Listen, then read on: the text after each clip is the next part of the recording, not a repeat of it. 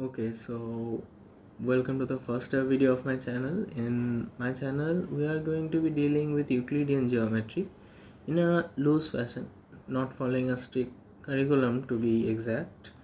Since today is just going to be an introductory lesson of what we are going to see in this, let's just go over an interesting shape, triangle.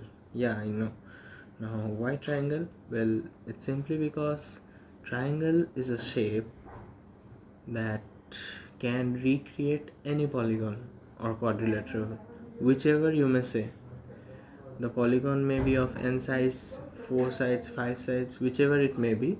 It can be easily recreated using a triangle. In fact, not only a polygon, if you take a polygon divided into n number of triangles, create an integral form, and then take the n number of sides to infinity by using limit, you will see that the polygon itself will transform into a circle. So using triangles we can even go from polygons to circles, which is pretty interesting because from circles we can then rotate the circle about its axis and make a sphere of 360 degrees, and there's a lot more.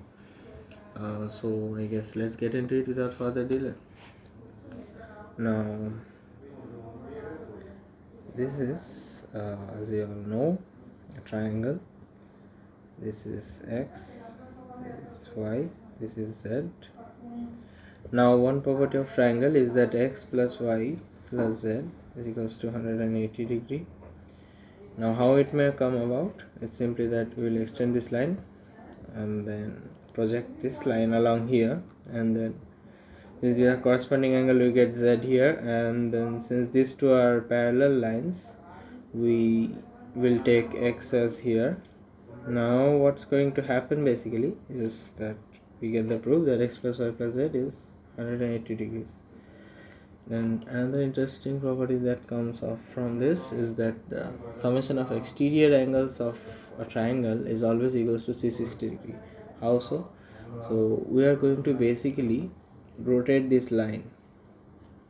So this is the line, and this is going to rotate by 180 minus x degrees to form this line, which is again going to rotate by 180 minus y.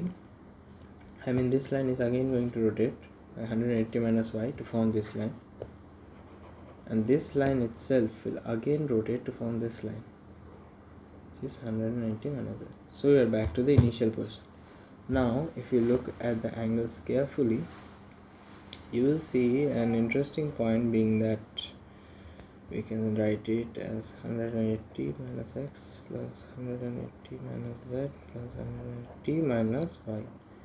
What's basically going to happen is now we can write 380 minus x plus y plus z, which basically ends us with 360 degrees, since we have proved that x plus y plus z has to be 180 degrees for this shape to be a triangle.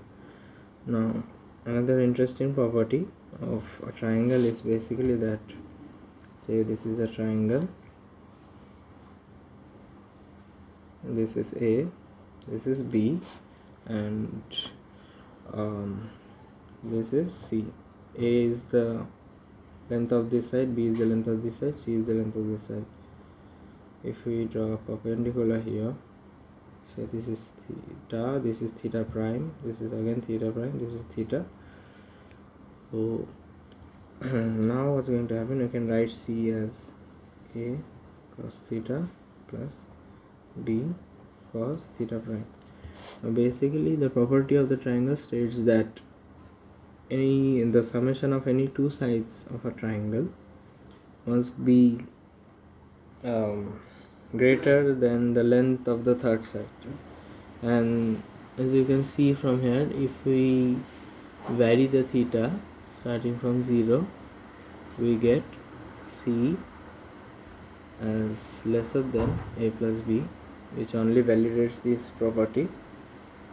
Another property of a triangle, which is similar to this one, states that the difference between any two sides of a triangle is going to be lesser than the length of the third side.